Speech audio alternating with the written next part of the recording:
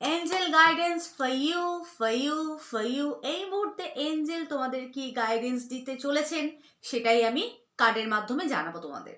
তো চলো group D, 1 এই মুহূর্তে কি গাইডেন্স দিচ্ছে।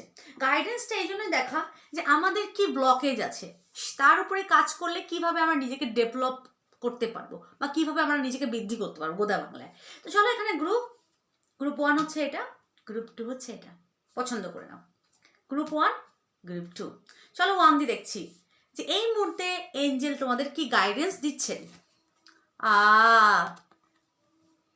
গ্রুপ 1 তোমাদের হচ্ছে Angel protection, guardian Angel.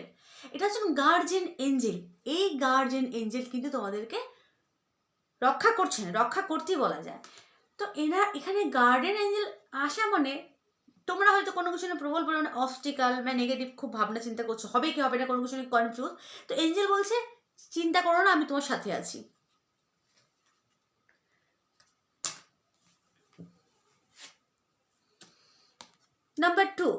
Number two তোমাদের কার্ড হচ্ছে এটা। এটা হচ্ছে ফরগিভনেস অ্যান্ড আন্ডারস্ট্যান্ডিং।